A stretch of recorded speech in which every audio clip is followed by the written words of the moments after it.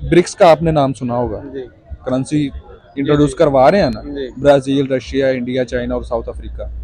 अब वो सिर्फ मोदी जब जा रहा है ना, वो सिर्फ मोदी को नहीं मिल रहे, वो ब्रिक्स को भी मिल रहे हैं, क्योंकि वो इन पांचों कंट्रीज को मिलके वो बना रहे हैं। 18 जो कंट्रीज है ना उसमें इंडिया की करेंसी में वो अभी वो ट्रेड करना शुरू कर रहे हैं। इंडिया के सिंगर है, वो कह रहे हैं मैं सिंगापुर के एयरपोर्ट पे उतरा हूँ, वहां मैंने जब अपने इंडियन रुपी में वहां से चीजें ली है ना, तो कहते हैं मुझे इतना प्राउड फील हुआ है कि मैं यार मेरे इंडियन रुपी में मैंने यहाँ से सिंगापुर से मैं चीजें ले रहा हूँ।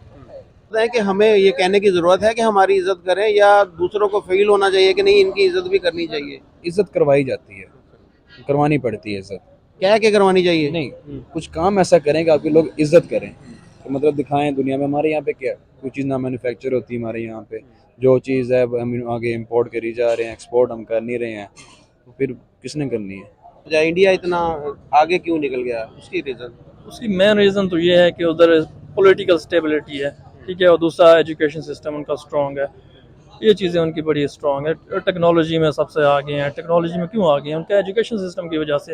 एजुकेशन सिस्टम हमारा अच्छा होगा, हम कोई तरक्की तो एक साल में नहीं होती ना, तरक्की चलो कर जाएंगे, 40-50 साल बाद हम भी कर जाएंगे। तो अपना जो है ना पॉलिटिकल स्टेबिलिटी आनी चाहिए, जो भी जमात है।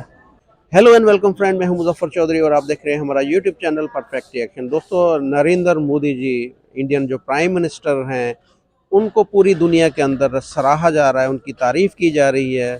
अमेरिकन जो प्रेसिडेंट है जो बाइडन, उन्होंने जो हिरोशिमा के अंदर उनसे मुलाकात की, उन्हें हक किया और उनको ये बोला कि मुझे आपसे आपका ऑटोग्राफ चाहिए। उसके बाद में पापुआ न्यू गिनी के जो प्रेसिडेंट हैं, उन्होंने उनके पाँव छूकर उन्हें वेलकम कहा। उसके बाद में आज सिडनी के अंदर जो है उन्हें बहुत ही एक बड़े इज्तिमा के अंदर जो ऑस्ट्रेलियन जो प्राइम मिनिस्टर हैं, उन्होंने भी गर्मजोशी से उन्हें वेलकम कहा।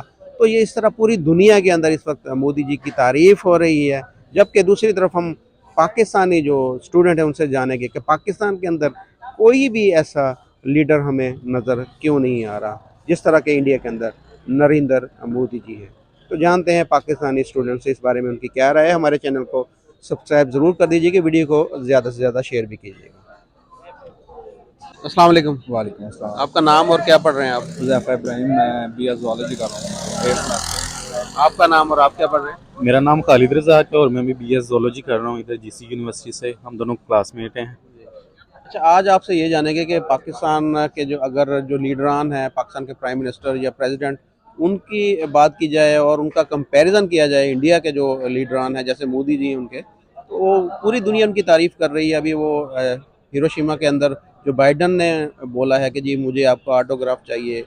पापुआ न्यू गिनी के जो प्राइम मिनिस्टर हैं उसने उनके घुटनों को हाथ लगाया है।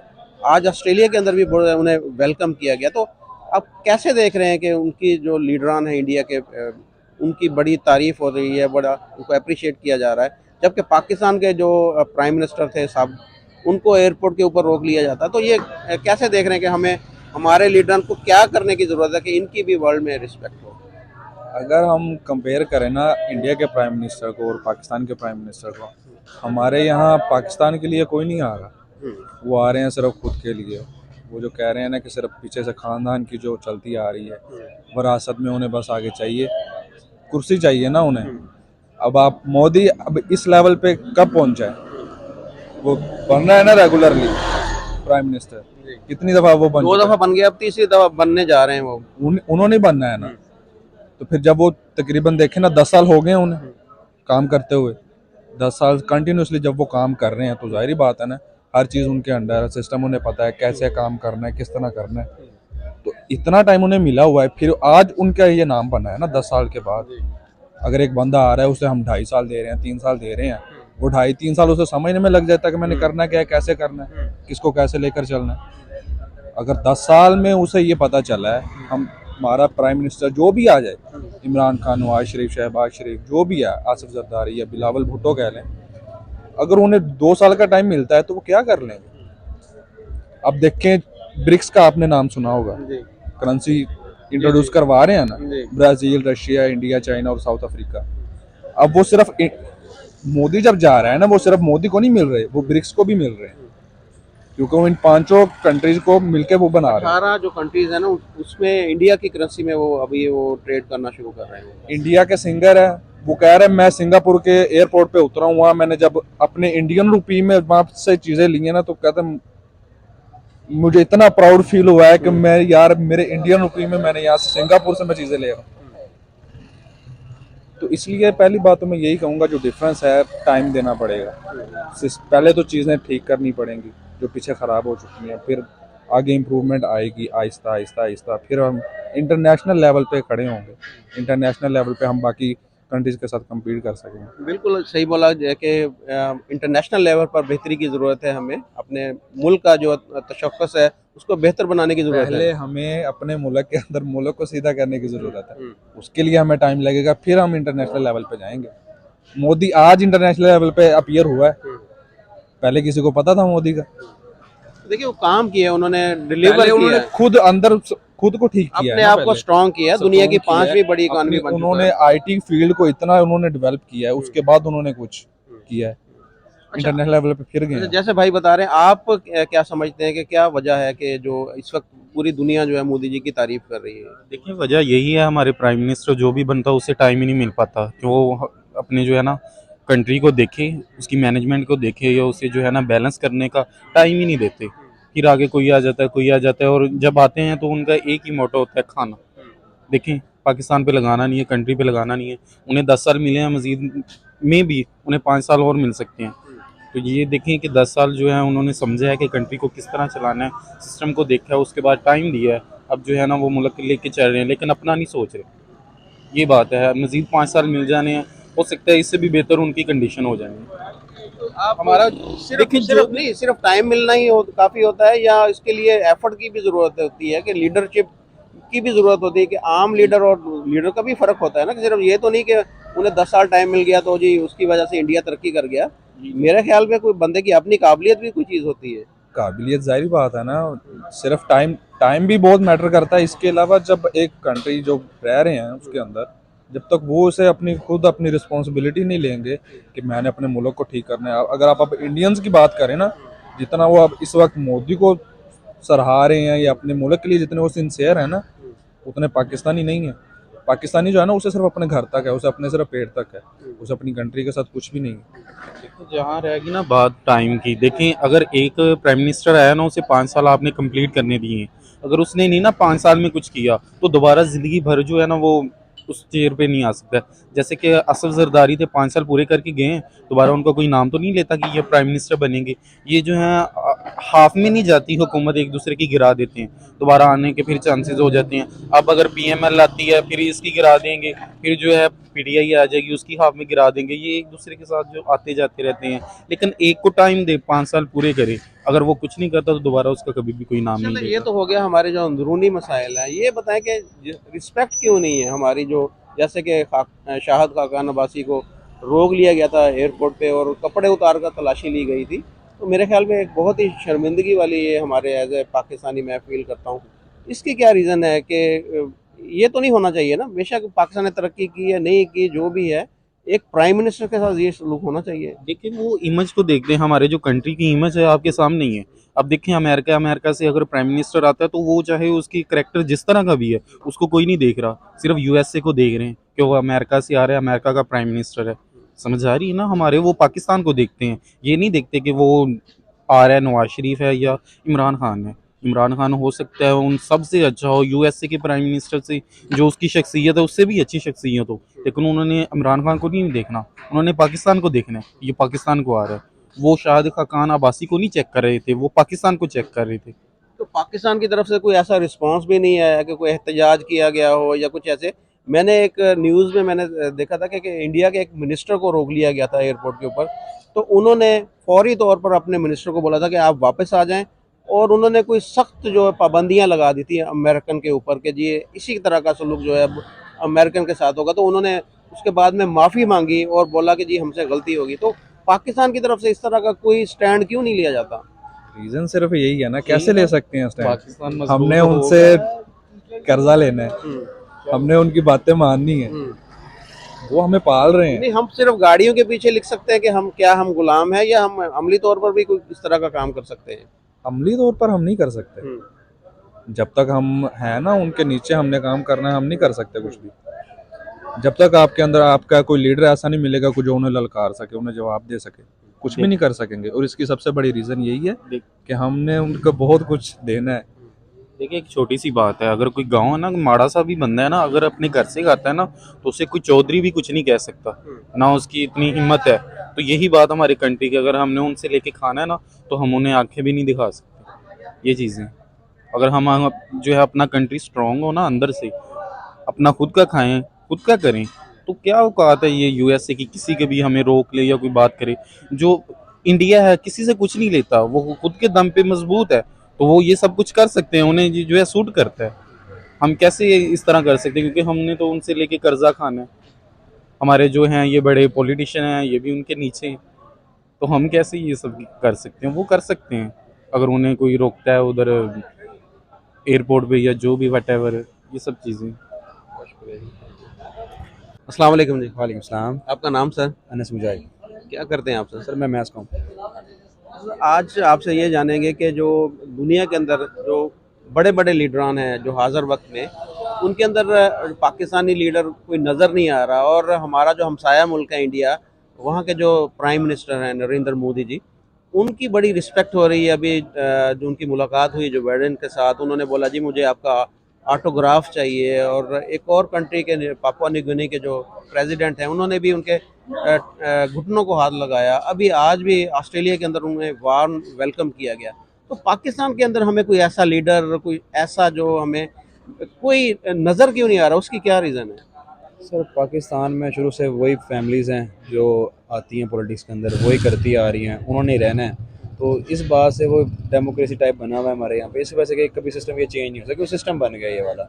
ये सिस्टम या तो फिर दोबारा से रीस्टार्ट किया जाए या कंट्री दोबारा से बनाई जाए हमारी, तब जाके कुछ बनेगा, नहीं तो इस तरह ये नहीं बन सकता। तो सिस्टम वही सर, वो 3 फैमिलीज़ हैं, आपको भी पता है। एक हमारी चौथी फैमिली है, वो सपोर्ट करने वाली है, बस इतना डिफरेंस है। इसकी वजह से कोई नहीं हो सकता। तब्दीली तो आनी चाहिए ना। कोई तीन फैमिली, आपने बोला कि 3 फैमिली चल रही हैं, तो दुनिया के अंदर कहीं ना कहीं इस तरह तो होता ही है ना कि अगर 2-3 बंदे हैं, तो जैसे कांग्रेस की मिसाल ले लें, इंडिया के अंदर पहले कांग्रेस चलती आ रही थी, हर दफ़ा वही जीतती थी। तो बीजेपी जीती है, बीजेपी ने फिर डिलीवर किया, तो वो देखे दोबारा से भी वो आ गए। तो पाकिस्तान के अंदर क्यों इस तरह नहीं हो सकता है? आप इतने क्यों मायूस हैं कि पाकिस्तान के अंदर ये 3 फैमिली से बाहर क्यों नहीं हम निकल रहे हैं? सर पाकिस्तान की मेंटालिटी बन गई ना, जितनी वो लोगों की मेंटालिटी बनी हुई है। किसी को नॉन लीग में फ़ायदा हुआ तो वो शुरू से अब नॉन लीग करेंगे, किसी को पीटीआई में फ़ायदा हुआ तो शुरू से वो पीटीआई का सपोर्ट करेंगे। बस यही है कि उसने हमारे यहाँ पे मेंटालिटी है कि वो कहते हैं मुझे इस बंदे ने फ़ायदा दिया है तो मैं इसके साथ ही रहूँगा। यानी जाती फायदे को हम आगे रखते हैं और मुल्की मफाद को पीछे छोड़ देते ज़ाती हैं। फ़ायदे को आगे रखा जाता है। हमारे यहाँ पे वोट भी कहते हैं, कोई बड़ा कहेगा तो पूरी फैमिली वोट देगी इस बंदे को, बेशक वो जैसा मर्जी है, उसके पास जितने मर्जी पर्चे हुए हैं, कुछ भी है, बस बात वही आ जाती है। तो हमारे कोई ऐसा लीडर वैसे था कि जिसने मुल्की मफाद को आगे रखकर पाकिस्तान का इमेज बेहतर बनाने की कोशिश की? इमेज के तौर पर देखा जाए तो इमरान खान ने इमेज अच्छी बनाई थी। मतलब उसने बताया अगर कोई 120 कंट्री बैठी हुई है इकट्ठी, तो उसने बताया कि यार हम भी आए हुए हैं तो बनता है कि हमें भी कोई अप्रिशिएट किया जाए। बोला कुछ जाके उसने बोला, नहीं तो हमारे जितने भी थे उनसे आपको पता है ना बोला जाता था आगे जाके। वो सिर्फ हमारे यहाँ पे पार्लियामेंट में बोल सकते हैं, वहाँ उनसे बोला तक नहीं जाता था। अच्छा ये बताएं कि हमें ये कहने की ज़रूरत है कि हमारी इज्जत करें, या दूसरों को फील होना चाहिए कि नहीं इनकी इज्जत भी करनी चाहिए? इज्जत करवाई जाती है, करवानी पड़ती है इज्जत। क्या क्या करवानी चाहिए? नहीं, कुछ काम ऐसा करें कि आपके लोग इज्जत करें, तो मतलब दिखाएं दुनिया में। हमारे यहाँ पे क्या कोई चीज़ ना मैन्युफैक्चर होती हमारे यहाँ पे, जो चीज़ है हम आगे इंपोर्ट करी जा रहे हैं, एक्सपोर्ट हम कर नहीं रहे हैं, तो फिर किसने करनी है? ना हमें कोई देखेगा यहाँ पे, ना कोई पूछेगा हमें यहाँ पे, ये मसला है। पॉलिसीज़ है ना कि गवर्नमेंट की कोई पॉलिसी हो, कुछ ऐसे हो, तो सारी चीज़ें देखिए, आम आप हम आम आवाम हैं, आम पाकिस्तानी हैं, हमें ये सारी चीज़ें, ये सारे मसाइल नज़र आ रहे हैं कि पाकिस्तान के ये मसाइल हैं। पाकिस्तान के अंदर जो कोई चीज़ जो है यहाँ पर आपको पता कि प्रोडक्ट अंदर नहीं बन रही, प्रोडक्शन प्लांट नहीं लग रहे, सारी चीज़ें इंपोर्ट हो रही हैं, सारे मसाइल का हमें पता है। तो ये जो हुकूमती अहदेदार हैं या जो हमारे मिनिस्टर साहबान हैं, हमारे प्राइम मिनिस्टर हैं, इनको नहीं ये पता कि ये मसाइल है मुल्क को, इनको कैसे इनको एड्रेस करना है? हम लोगों को इसलिए पता है क्योंकि हम लोगों ने करके खानी होती है। हमने काम करना है तो हमारी सोर्स ऑफ इनकम जनरेट होंगी, कुछ काम होगा तो घर पैसे आएंगे। सर उन लोगों का सिस्टम है, वो कुछ करें ना करें, वो लड़ें ना लड़ें, उनको पैसे आने हैं। उन्हें इस चीज़ से तो मसला ही नहीं है ना कि उनके घर रोटी बननी कि नहीं बननी है। ये तो उन लोगों को पता है ना, या वो लोग सोचते हैं जिन्होंने अपने घर पैसे खुद कमा के लेके जाने हैं। उनको सर यहाँ से भी आ जाने, वहाँ से भी आ जाने, उनके बाहर भी अकाउंट है, उनके बाहर भी नेशनैलिटीज़ हैं उनके पास, और एक कंट्री की नहीं मल्टीपल कंट्रीज़ के ऊपर नेशनैलिटी होती हैं। वो सर उन्हें चीज़ का मसला नहीं, पाकिस्तान में ख़त्म भी हो जाने टेंशन नहीं होगी। तो इंडिया क्यों देखें, इंडिया के अंदर आप हर चीज़ उनके मुल्क के अंदर तैयार हो रही, कोई भी चीज़ लगा लें, प्रोडक्शन प्लांट उनके अंदर मुल्क के अंदर है, गाड़ी मर्सिडीज भी देखें वहाँ पर बननी स्टार्ट होगी उनकी। इंडिया भी पॉलिटिक्स करता है, वो भी बड़ी खुल डुल के करते हैं, लेकिन वो सर ना अपने मुल्क को भी साथ साथ सोचते हैं। वो मतलब अगर 90% लॉयल है ना अपने मुल्क के साथ, तो वो 10% थोड़ा बहुत कर लेते हैं, तो इतना इफेक्ट नहीं आता है। सर हमारे ऑपोजिट है इसके, हमारे 10% काम करने वाले 10% बाकी काम करने, 10 भी नहीं 7% काम करने वाले हैं, बाकी वो सारे उड़ा देते हैं। जो हमारे 93 बच जाते हैं, वो कहते हैं ख़राब, कुछ भी नहीं बचना है यहाँ पे। बस इतना सा डिफरेंस है, और इसमें कोई भी नहीं है, क्योंकि हम लोग सर आज तक बेसिक नीड से ऊपर नहीं निकल पाए। रोटी कपड़ा मकान यहाँ पे। आप मोदी जी को एज ए लीडर कैसे देखते हैं? मोदी सर जैसा मर्जी है ना, बेशक हिंदू है, रिलीजन से साइड पे भी देखें वो भी करें, लेकिन उसने अपने मुल्क के लिए काम किया है, उनकी तरक्की हुई है, तो उस चीज़ पे अगर देखा जाए तो अप्रिशिएट करना चाहिए। बेशक हमारा हमसाया मुल्क हमारी नहीं बनती, वो अलग बात है, लेकिन उन लोगों ने अपने ऊपर काम किया है, मेहनत की है, उन लोगों का बनता है उन्हें अप्रिशिएट किया जाए। तो हमारी वैसे क्यों नहीं बनती है? आपने कभी सोचा कि इंडिया के साथ पाकिस्तान की या पाकिस्तान के साथ इंडिया की क्यों नहीं बनती? सर हमारे यहाँ पे कभी बिजनेसमैन को किसी गवर्नमेंट ने सपोर्ट किया? एक्सपोर्टर्स को करते हैं थोड़ा बहुत, थोड़ा बहुत। और तो मैं कोई बिज़नेस हमारे लोकल जो हमारे जो ट्रेड करते हैं उन्हें सर कोई सपोर्ट नहीं है। कोई सपोर्ट दी जाए तो फिर बनता भी आगे से कि यार वो हमारी तरक्की हो। ब्लैक मेलिंग बहुत है पाकिस्तान में, बिजनेसमैन के लिए ब्लैक मेलिंग बहुत है, तो मतलब ब्लैक मेल किया जाता है हर तरफ, हर शोबे में किया जाता है। यहाँ पे देखिए ज्यादातर लोग उन्होंने अपना बिजनेस जो है बांग्लादेश शिफ्ट कर लिया है, बहुत सारे ऐसे लोग हैं। बांग्लादेश चले गए हैं लोग आज। अब तो ये बात आ गई कि लोग कहते हैं 30 लाख लगा के पाकिस्तान में कोई काम नहीं हो सकता। वो कहते हैं 30 लाख लगा के ना बंदा बाहर चला जाए, घर कम से कम पैसे भेजने वाला होता है लड़का, वो एक बंदा भी 30 लाख लगा के कोई स्टूडेंट को भेज दो ना, धक्के मार के भी चला जाए कोई, तो वो घर सर लाख 1.5 लाख एम ही भेज देगा, एम ही भेज देगा। और यहाँ पे हमारे 50,000 इनकम वाले जो मंथली कमाता है ना सही तरह घसा के अपनी, उसको बड़ा अप्रिशिएट किया जाता है कि 50,000 कमाता है। और वहाँ जाकर सर कितना $500 भी नहीं बनता है, $500 भी मेरे से 1 लाख से प्लस बनते हैं अब तो। वो सर उनके लिए हमारे मुल्क में ये हालात है बस, इसलिए लोग कहते हैं 30 लाख का बिजनेस करने से अच्छा है। तो कैसे ये हमारे हालात कैसे बेहतर हो सकते हैं, कोई तजवीज़ दें आप? हालात सर हमारी जब तक स्टेबिलिटी नहीं आएगी, हुक्मरान नहीं सही होंगे, तब तक कुछ नहीं होगा, तब तक कुछ नहीं हो सकता। फिर कोई हमारी स्टेबिलिटी आ जाए, तरक्की होगी, थोड़ी सी सुधार आएगा, सेक्टर्स हमारे सही होंगे, थोड़ी करप्शन कम होगी, फिर जाके इस मुल्क की तरक्की होगी। Thank you. अस्सलाम वालेकुम जी। वालेकुम सलाम। आपका नाम सर? मेरा नाम मुबशिर है, क्या करते हैं आप जी? मैं स्टूडेंट हूँ SCCA का। हाँ जी। तो सर आज आपसे ये जानेंगे कि हम कंपैरिजन करें पाकिस्तान का इंडिया से, जिस तरह इंडिया इस वक्त एक लीडिंग पोजीशन में है, उनके जो लीडरान भी हैं उनको भी पूरी दुनिया के अंदर तारीफ की जा रही है उनकी, तो आप पाकिस्तानी किसी लीडर को उस मुकाम पर देख रहे हैं कि पाकिस्तान के अंदर भी कुछ तरह का लीडर है कि जो जिसको हम कह सकें कि जी जिस तरह इंडिया के अंदर जो मोदी जी उनके लीडर है, तो पाकिस्तान के अंदर भी हमारे पास भी एक लीडर है ऐसा? देखें, अगर कंपेयर किया जाए और मोदी को और पाकिस्तानी लीडर से, पाकिस्तानी लीडर तो मैं जो है ना वो क्या किया है, वो इम्पोर्ट किए जाते हैं हमारे ऊपर। वो जो मोदी है ना वो अपनी मेहनत करके ऊपर उभरा है, उसने मेहनत की है, वो उससे हम कंपेयर नहीं कर सकते। बात की जाए अगर आप लीडर की तारीफ ही अलग होती है, उसने अपनी कौम को जो है ना मुत्तहिद किया हुआ है। हमारे जो सियासतदान सारे जो है ना एक जैसे ही हैं, जिसमें कोई ये नहीं कह सकता कि वो चोर है वो ये है, तो सारे एक यानी सियासतदान है, ये लीडर नहीं है कोई इनमें? लीडर नहीं है इनमें से कोई भी। तो कैसे फिर कौन सा ऐसा बंदा होगा जो हमें लीड करेगा, जैसे हम बात कर रहे थे कि यूनाइट करेगा पूरी कौम को, कुछ आप क्या देख रहे हैं हमें पाकिस्तान के जो मुस्तकबिल है वो कहाँ पर हम जा रहे हैं? मुस्तकबिल में हमें ये देखना होगा कि हम पहले तो खुद को अपने आप को ठीक करें ना। आपस में हम यूनाइट है नहीं, हम एक कौम है नहीं, हम तो एक मतलब के जत्था है। जैसे मैंने आपको पहले बताया कि हमारी मस्जिदें जो है ना, ये सबसे पहले हमारी दरसगाह होनी चाहिए, जिसके अंदर आपको तरबियत दी जाए कि आपने एज ए कौम बन के कैसे रहना है। कि रसूलुल्लाह ने कोई पुल नहीं बनाया था, कुछ नहीं किया था, उन्होंने एक कौम तैयार की थी। वो कौम, मस्जिदें जो होती हैं वो एक सोशल आपका होता है, उसमें आपने एक दूसरे के साथ कैसे बिहेव करना है, एज ए कौम कैसे रहना है, एक हमसाए के साथ कैसे रहना है। जब मौलवी आपको सिर्फ किस्से कहानियाँ सुनाएंगे तो आपने आगे चल के आपके अंदर इंतशार ही पैदा होना है कि वो फलाना ये है, फलाना वो है। ये चीज़ पहले ख़त्म होगी, उसके बाद ही आप एक ब्रॉड माइंडेड आओगे। इन्हीं में से कोई लीडर निकलेंगे। लीडर कोई ऊपर से इम्पोर्ट नहीं किए जाते। अच्छा, सिर्फ मस्जिदों के अंदर ही इस तरह की बेहतरी लाने की ज़रूरत है, या हमारा जो एजुकेशन सिस्टम है, हमारा करिकुलम है, उसके अंदर भी कुछ तब्दीली होनी चाहिए? साफ ज़रा उसके अंदर भी तब्दीली होनी चाहिए। ये जो छोड़ नहीं पुराने किस्से कहानियों को, अब नई तरफ चलें जिस तरफ दुनिया जा रही है।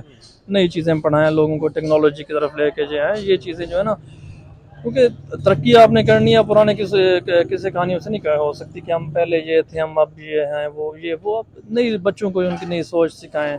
ये अंदर उनके अंदर जो बंद किए हुए हैं ना जहन, वो उनको खोलें। ये चीज़ है।